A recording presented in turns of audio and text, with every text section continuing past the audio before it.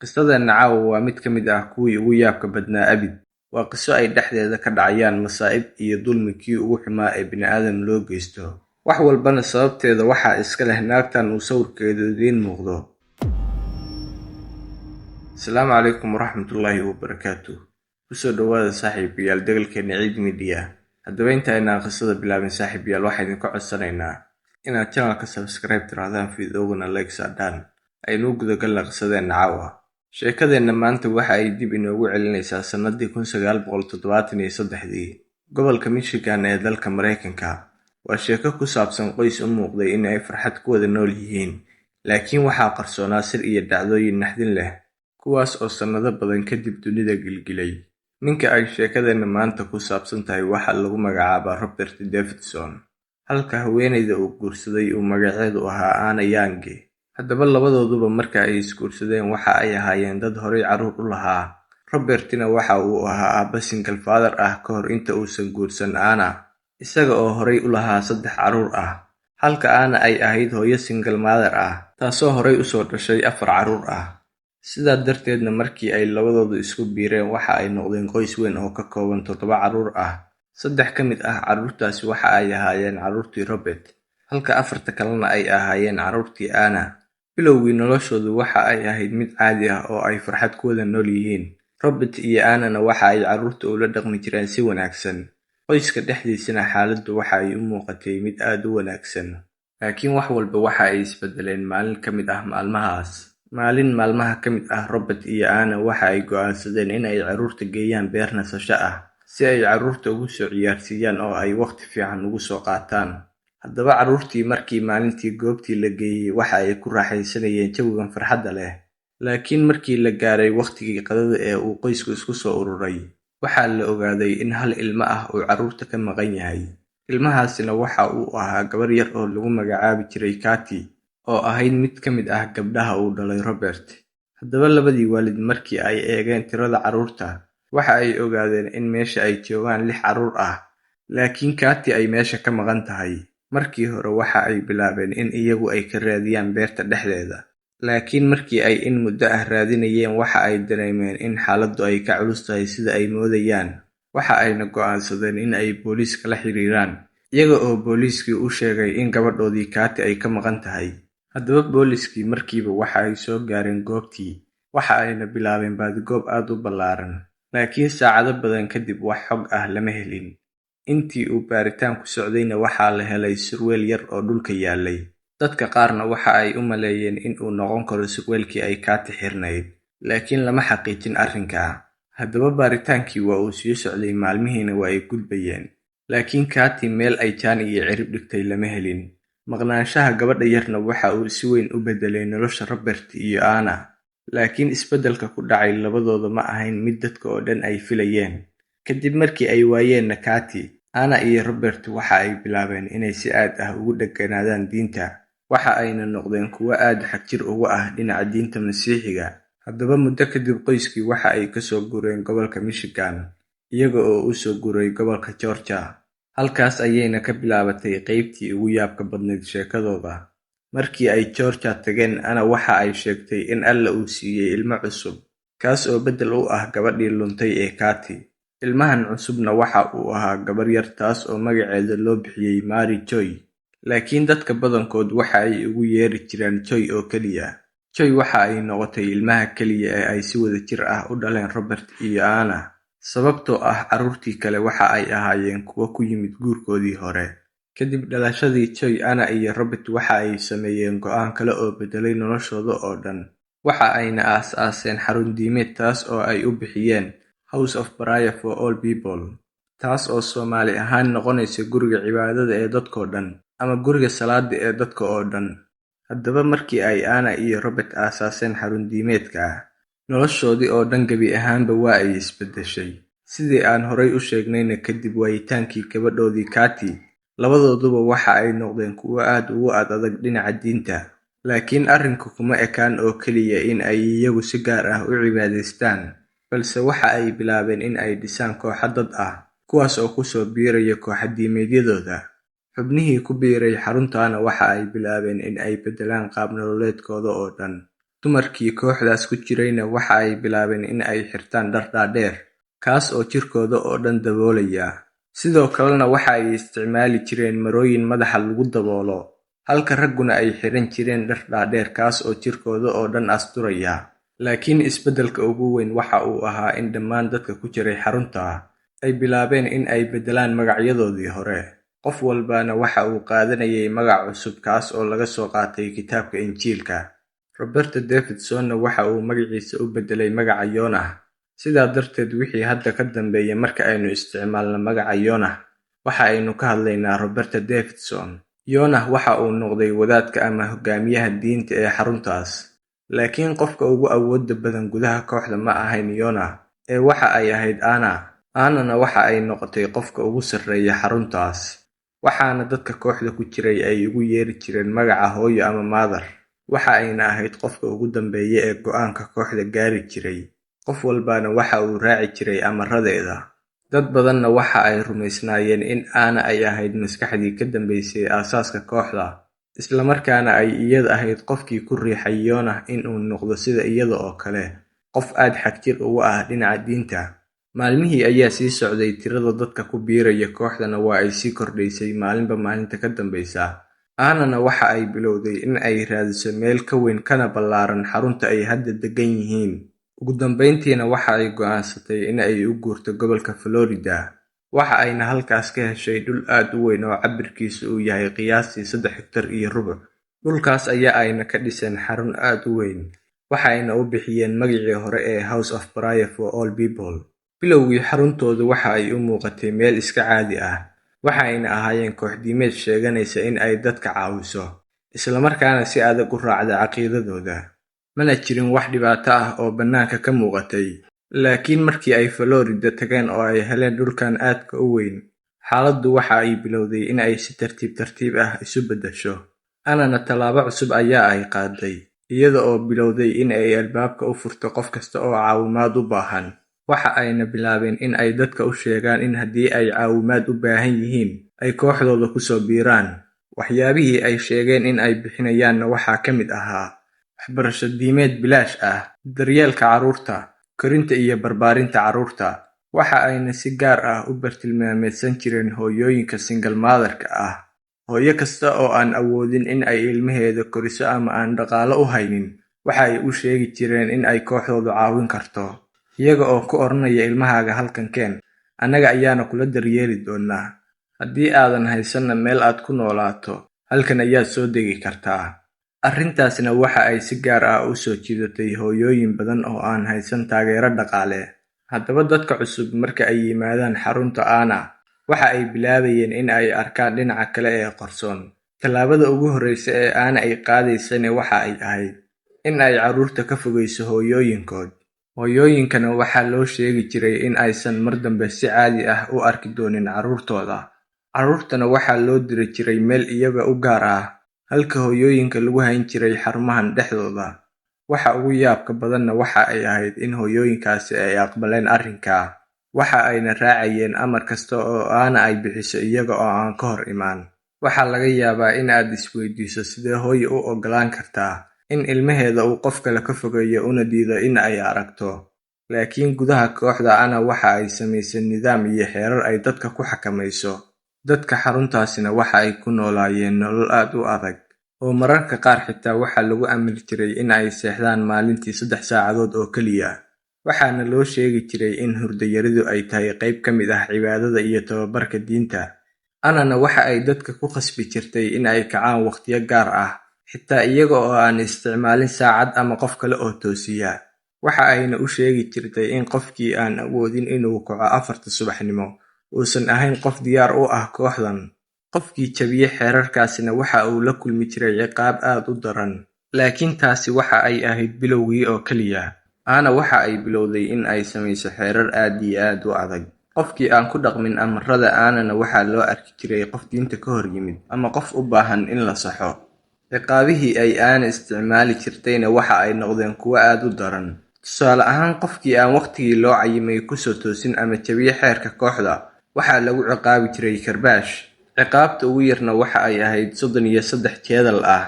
laakiin mararka qaar tiradu waxa ay gaari jirtay 66 ama xitaa 100 jeedal ah. Wax walbana waxaa kasii naxdin badnaa sida ciqaabtaas loo fuliyo, oo waxaa la isticmaali jiray fiilooyin koronto ama waxyaabo adag oo qofka lagu garaaco. Haddii qofka la ciqaabayo uu dhaqdhaqaaq ama qaylo sameeyana, tirinta dib ayaa loo soo bilaabi jiray oo eber ayaa laga soo bilaabi jiray. Tusaale ahaan, qof ayaa waxaa lagu xukumay 33 jeedal ah. Haddaba markii uu marayay kii 31aad ayaa waxa uu sameeyay dhawaq yar. Dhawaqaasina waxa uu ahaa dhawaqa xanuunka uu ka keenay. Ana markaa waxa ay amri jirtay maadaama uu dhawaq sameeyay in jeedalka dib looga soo bilaabo eber, isla markaana haddeer 33 cusub lagu dhufto. Xaaladda dadka halkaas ku noolaa waxa ay noqotay mid cabsi badan, laakiin waxa ugu yaabka badan waxa ay ahayd in dadka badankood aysan ka hor imaanin arrinkaa. Waxa ayna u muuqdeen kuwo si buuxda u aqbalay nidaamka Ana. Dhanka kalena Ana waxa ay gacanta ku dhigtay dhaqaalaha dadkii ku jiray kooxda oo dhan. Haddaba qaar ka mid ah xubnaha kooxda ayaa maalintii bannaanka ka soo shaqayn jiray, kadibna habeenkii waxa ay u soo hoyan jireen xarunta Ana. Bishu marka ay dhammaatana Ana waxa ay ku amri jirtay in ay u keenaan lacagta ay soo qaateen oo dhan. Iyada ayaana go'aamin jirtay inta ay qaadanayaan iyo inta ay xaruntu la harayso. Rag iyo dumar badan ayaa sidaas ku noolaa. Iyaduna waxa ay siin jirtay xoogaa yar oo ay noloshooda ku maareeyaan oo kaliya. Haddaba arrintaa darteed, dad badan oo dibadda ka arkayay xaaladda kooxda ayaa waxa ay bilaabeen in ay isweydiiyaan, sidee ayay Ana u awooday inay xakamayso dad sidaa u badan, iyo sida ay ugu qancisay dadkaas oo dhan inay aqbalaan waxyaabahaas. Qaar ka mid ah dadkuna waxa ay aaminsanaayeen in Ana ay adeegsanayso sixir iyo fal, laakiin taas caddayn looma hayn.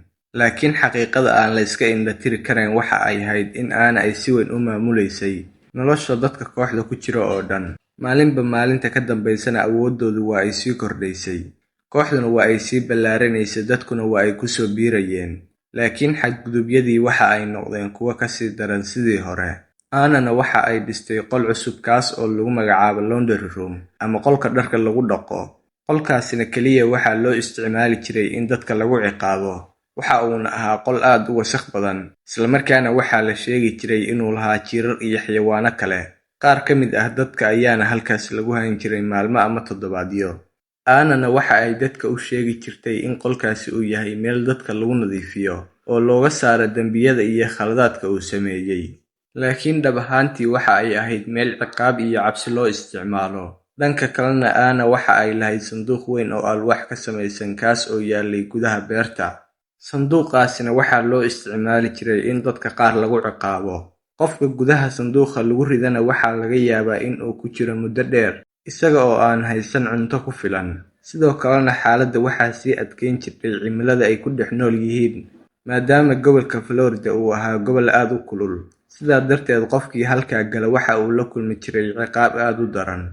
Wax walba oo dhacay, Ana weli waxa ay haysatay taageerayaal badan, kuwaas oo raacaya amaradeeda. Laakiin sanadii 1983 waxaa dhacday dhacdo si weyn u beddeshay mustaqbalkii kooxda. Xaruntii kooxda ayaa waxaa timid haweeney lagu magacaabo Leah. Leah waxa ay wadatay 2 ilmood oo ay dhashay kuwaas oo lagu kala magacaabo John oo ahaa 6 sano jir iyo Katan oo ahayd 2 sano jir oo kaliya. Leahna waxa ay Ana u timid iyada oo filaysa in ay caawin doonto. Waxa ayna raadinaysay 2 arrimood oo kaliya. Midda koowaadna waxa ay ahayd in carruurteeda la daryeelo, halka kan labaadna ay ahayd in ay carruurteeda helaan waxbarasho diimeed bilaash ah. Ana iyo kooxdeediina gacmo furan ayaa ay ku soo dhaweeyeen Leah iyo 2deedii ilmood. Laakiin wixii intaa ka dambeeyay ma aysan ahayn sidii ay Leah filaysay. Sidii qoysas hore oo badan ku dhacday Leah iyo carruurteedii, si tartiib ah ayaa loo kala fogeeyay. Leah maskaxdeediina waxaa lagu bilaabay in lagu shubo fikradihii kooxda. Waxa ayna noqotay qof si buuxda u raacda amar kasta oo Ana ay bixiso. Haddaba Ana markii ay aragtay carruurtii, waxa ay si gaar ah indhaha ugu dhufatay gabadha yar ee Katan. Katan waxa ay ahayd ilmo yar oo 2 sano jir ah, taas oo aan awoodin in ay isdifaacdo. Sababta ay Ana u bartilmaameedsanaysay gabadha yar lama oga, laakiin waxa la ogyahay ayaa ah in ay bilowday inay u aragto ilmo dhibaato ku ah. Anana waxa ay ogaatay in Katan aysan ku dhalan xaalad ay iyadu u aragto mid sax ah. Waxa ayna ku tilmaamtay ilmo dembi ah, iyada oo sheegtay in gabadha yar ay leedahay wax aan wanaagsanayn, kaas oo u baahan in la nadiifiyo. laakiin waxa ka sii yaabka badan ma ahan oo keliya ficilka Anna, waxa yaab kale waxa ay ahayd in hooyadii gabadha dhashay ee Leah ay ogolaatay arrinka. Anna waxa ay Leah ku qancisay in gabadheedu ay leedahay dhibaato ruuxi ah, taas oo u baahan in laga saaro. Leah oo horay ugu dhex milantay fikirka kooxdana, waxa ay aqbashay waxa ay Anna sheegtay. Kadibna Anna waxa ay bilowday in ay ciqaabto gabadhii yarayd ee Katan, heer ay xitaa mararka qaar cuntadii u diido. Waxa ayna ku sameynaysay falal aad u foolxun, iyada oo ku andacoonaysa in ay nadiifinayso ruuxdeeda. Laakiin dhibaatadu halkaas kuma aysan ekaan. Anna waxa ay bilowday in ay adeegsato walaalka Katan oo lagu magacaabo John, kaasoo ahaa ilmo 6 sano jir ah. Waxa ayna John ku qancisay in walaashiis yar ay u baahan tahay in la saxo. Ilmihii yaraana maadaama uu 6 sano jir ahaa oo uusan fahmi karin waxa saxda ah iyo waxa khaladka ah, waxa uu bilaabay inuu rumaystay hadalka Anna. Waxaana loo sheegay in wax walba oo uu sameynayo ay yihiin kaliya caawimaad. Sidaa darteed John waxa uu qayb ka noqday ciqaabta walaashiis. Xaaladda gabadhii yarayd ee Katanna waa ay sii xumaanaysay maalinba maalinta ka dambaysa. Ugu dambeynna gabadhii yarayd ee Katanna waxa ay bilowday in ay la kulanto xaalado caafimaad oo daran, waxaana ku dhacay xanuunka loo yaqaan qalalka. Markii ay xaaladdeedu ka sii dartayna waxaa khasab noqotay in dhakhtar la geeyo. Dhakhtarkiina waxa uu sheegay in Katan ay qabto qalal aad u daran, isla markaana waxa uu u qoray daawooyin ay khasab tahay in ay qaadato. Laakiin markii ay ka soo noqdeen dhakhtarkii kuna soo noqdeen xaruntoodii, Anna waxa ay samaysay wax ka sii daran wixii hore oo dhan. Waxa ayna gabadhii yarayd ka joojisay daawadii uu dhakhtarku u soo qoray. Kadibna xanuunkii waxa uu noqday mid ka sii daran sidii hore oo dhan. Ugu dambeyntiina kadib xanuun, dayac iyo dhaawac badan, Katan waxa ay gashay xaalad aad u daran.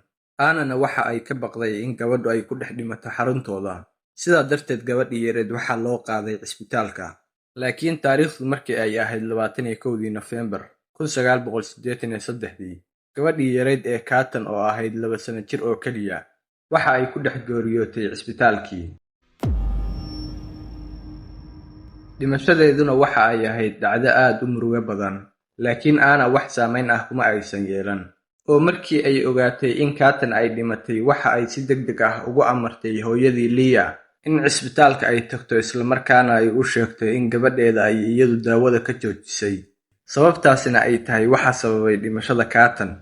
Laakiin xaqiiqdu waxa ay ahayd in qofka awoodda u leh go'aamadaas oo dhan ay ahayd Anna. Inkastoona ay Leah ogeyd waxa ku dhacay gabadheeda, haddana ma aysan aadin booliiska, mana aysan u sheegin in gabadheedu ay u dhimatay Anna sababteed. Laakiin dhimashadii Katan waxa ay bilow u noqotay dhibaatooyin waaweyn oo kale, kuwaas oo isxigxiga. Dhibaatadii ugu horreysayna waxa ay ahayd in ilmo kale oo ku jira xarunta uu la noolaa xaalad la mid ah xaaladii ay la noolayd Katan. Kadib geeridii Katanna waxaa weli xarunta ku sii jiray wiilkii yaraa ee John. Dhimashada Katanna wax badan kama aysan bedelin xaaladii kooxda. Hooyadii John ee Leahna waxa ay sii joogtay xaruntii Anna, iyada oo raacaysa nidaamkii iyo amaradii ay Anna dejisay. Waxa ayna u muuqatay in maskaxdeeda si weyn loo saameeyay, taasoo ka dhigtay in ay aqbasho waxyaabo aysan aqbali karin hooyo walba oo dunidan ku nool. Muddo yar kadibna wiilkii yaraa ee John ayaa isna markiisa si daran u xanuustay. Xaaladiisa caafimaadna waxa ay bilowday in marba marka ka dambeeya ay kasii darto. Ugu dambeyntiina waxa ay noqotay in cisbitaalka loo qaado si loogu soo baaro. Laakiin markii ay Anna ogaatay in John cisbitaalka la geeyay, waxa ay si degdeg ah u faragelisay arrintii, iyada oo awood u yeelatay in ay wiilka cisbitaalka ka soo saarto, dibna ugu soo celisay xaruntii kooxda. Laakiin qof ka mid ah shaqaalihii cisbitaalka ee gacanta ku hayay kiiskii John ayaa waxa uu bilaabay in uu ka shakiyo arrinta. Waxa ayna bilowday in ay baaritaan samayso, iyada oo eegaysa xogta iyo diiwaanada. Laakiin waxa ay ogaatay wax aad uga nixiyay. Waxa ayna ogaatay in John walaashii ay horay ugu dhimatay xaalad aan caadi ahayn, isla markaana dhimashadeedu ay xiriir la lahayd isla xaruntan. Ugu dambeyntiina shaqaalihii cisbitaalku waxa uu go'aansaday in uu arrinta gaarsiiyo hay'adaha awoodda u leh. Waxa ayna kiiskii u dirtay booliiska iyo maxkamadaha gobolka. Kadib baaritaano dheer kadibna qaadigii maxkamadda ayaa soo saaray amar sheegaya in John laga soo saaro xaruntaas si loo ilaaliyo badqabkiisa. Laakiin Anna markii ay arrinka maqashay waa ay ka biyadiiday. Waxa ayna diiday in ay John soo dhiibto. Arrintiina waxa ay gaartay meel ay khasab noqotay in ay booliisku si toos ah u soo farageliyaan. oo booliiskii waxa ay aadeen xaruntii kooxda si ay John u soo qaadaan, iyada oo xitaa la adeegsanaya diyaarad helikabtar ah si howlgalku uu u noqdo mid degdeg ah. Booliiskiina markii ay soo gaareen xaruntii waxa ay bilaabeen in ay baaraan meel walba. Waxa ayna raadinayeen wiilkii yaraa ee John, laakiin booliiskii si kasta oo ay xaruntii u baareen waa ay waayeen wiilkii yaraa ee John.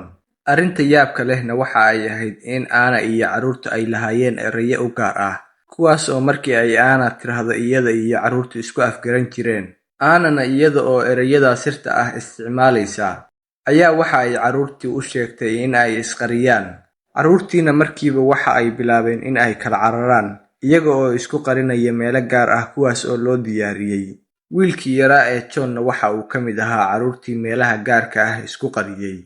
Haddaba booliiskii markii ay waayeen wiilkii yaraa ee John, waxa ay xabsiga u taxaabeen haweeneydii xarunta maamuleysay ee Anna. Ugu dambeyntiina 6 bilood kadib, booliiskii markii ay caddeymo ku filan u waayeen Anna, waa ay iska soo daayeen.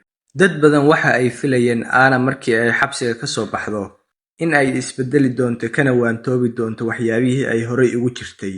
Laakiin waxaa dhacay taas beddelkeeda. Annana waxa ay dib ugu laabatay xarunteedii, iyada oo weliba bilowday in ay dadkii ku xukunto xukumo sidii hore ka adag. Haddaba maalmo kadib, haweeney cusub ayaa waxa ay ku soo biirtay xaruntii. Haweeneydaasina waxa ay wadatay ilmo yar oo lagu magacaabo Marcos. Sida carruurtii hore oo kalena, Marcos waxa uu ahaa ilmo ay Anna si gaar ah indhaha ugu dhufatay. Markii ay Anna ogaatayna in Marcos uu ku dhashay xaalad aysan iyadu u arkin mid sax ah, waxa ay bilowday in ay ilmahaas u aragto qof dhibaato leh. Waxa ayna mar kale ku celisay isla fikirkii hore ee ay u isticmaashay gabadhii yareed ee Carton, iyada oo sheegtay in Marcos uu u baahan yahay in la nadiifiyo ruuxdiisa, isla markaana laga saaro waxyaabo xun oo ku jira ruuxdiisa.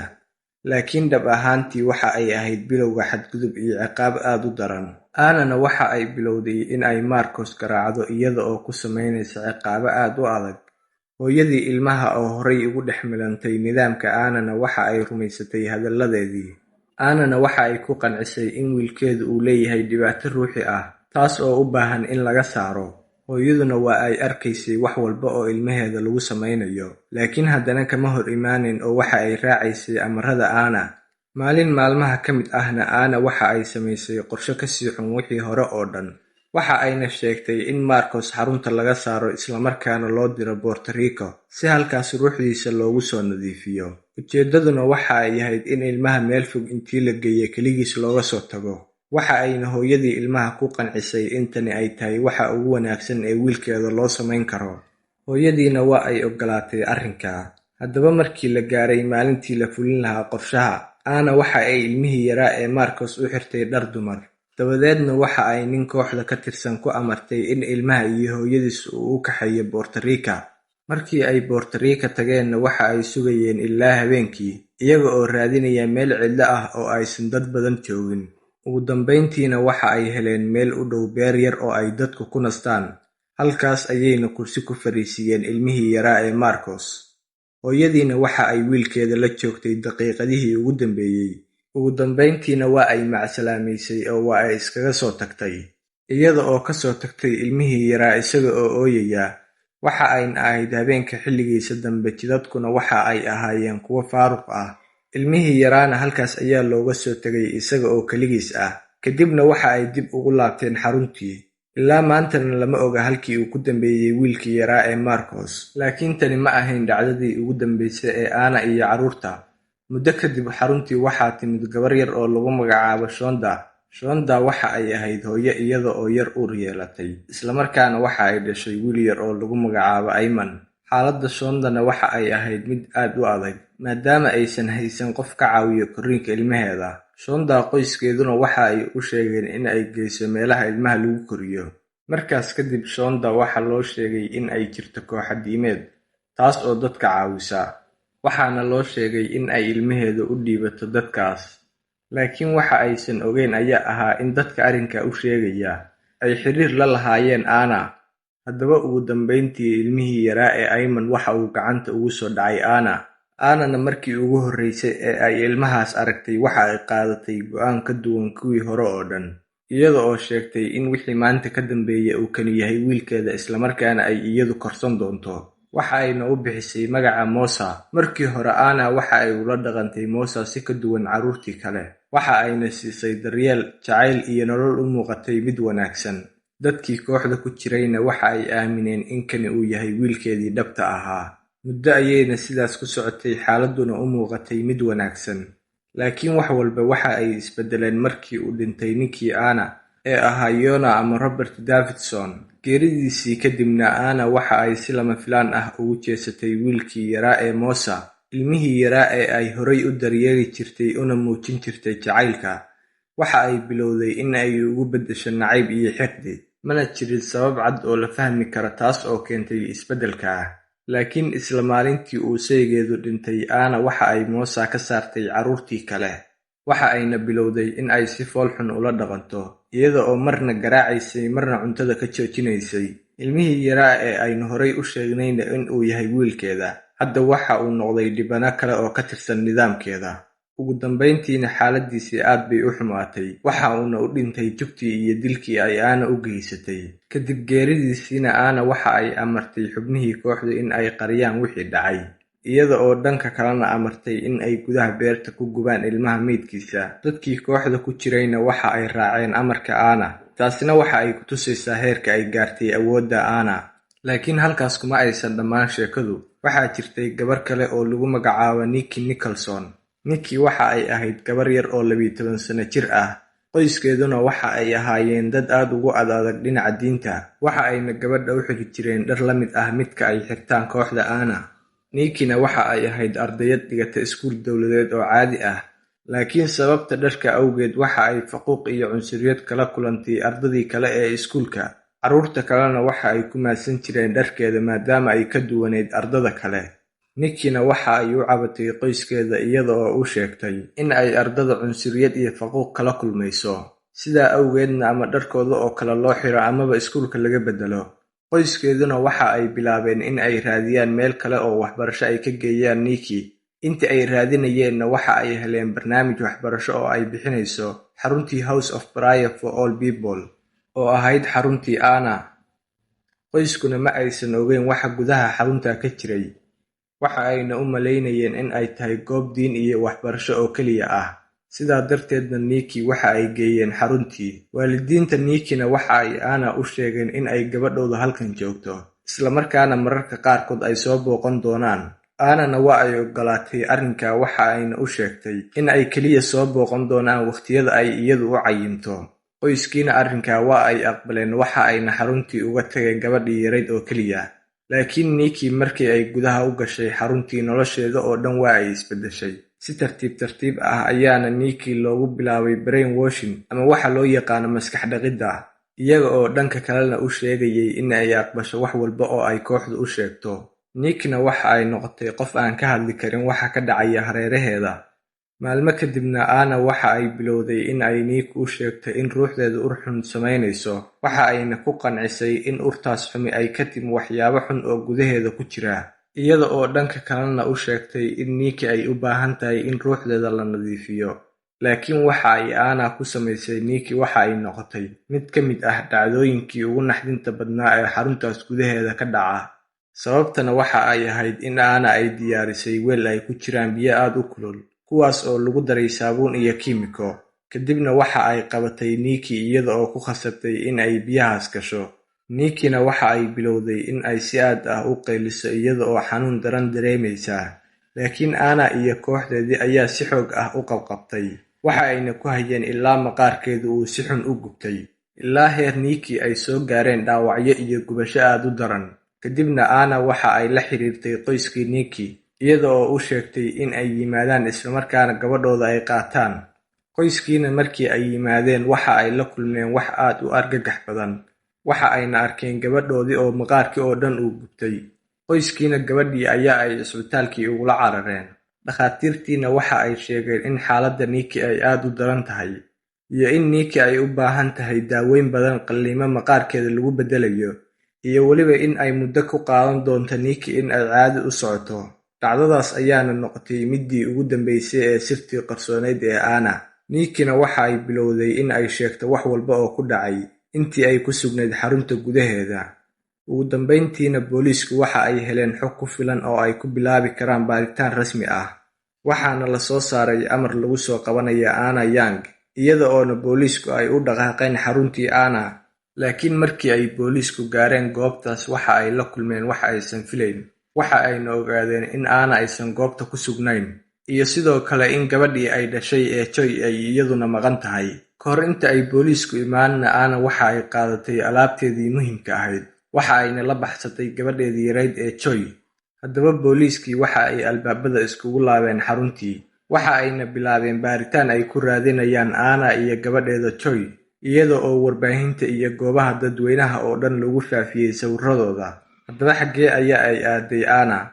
Anna baxsashadeedii kadib waxa ay tagtay magaalada Chicago, halkaasna waxa ay ka degtay qol uu lahaa qof ay qaraabo yihiin. Muddo ayaa ayna halkaa ku sugnayd iyada oo isqarinaysa. Laakiin maalin maalmaha ka mid ah haweeney ay saaxiib ahaayeen, qofkii ay Anna la degganayd ayaa waxa uu booqasho ku yimid gurigii ay Anna degganayd. Laakiin markii ay wejiga Anna aragtay waxa ay garatay in ay tahay haweeneydii sawirradeeda lagu faafinayay warbaahinta ee ay booliisku raadinayeen. Haddaba islaantii markiiba waxa ay la xiriirtay booliiskii, iyada oona booliisku si degdeg ah ku yimid goobtii. Halkaas ayaana laga soo qabtay Anna, kadibna waxaa dib loogu soo celiyey gobolka Florida si halkaas loogu maxkamadeeyo. Ugu dambeyntiina Anna waxa lagu xukumay 6 bilood oo xabsi ah oo keliya. Sababta ugu weynna waxa ay ahayd dembigii la xiriiray gubashadii Nikki. Laakiin dhibaatooyinkii kale ee horay uga dhacay xarunta lama helin caddeymo ku filan oo lagu xukumo Anna sida ay booliisku sheegeen. Dhimashadii carruurtii kale, ciqaabihii iyo dhacdooyinkii badnaa ee gudaha kooxda ka dhacay ma aysan helin caddayn rasmi ah oo ku filan waqtigaas. Sidaa darteedna Anna 6 bilood kadib xorriyaddeedii ayaa ay dib u heshay. Kadib markii ay xabsiga ka soo baxdayna Anna iyo gabadheedii waxa ay u soo guureen gobolka Georgia. Halkaa ayaa ayna ka bilaabeen nolol cusub oo ka duwan tii hore. Haddaba saaxiibayaal, qisadeenna caawa halkaas ayay noogu eg tahay.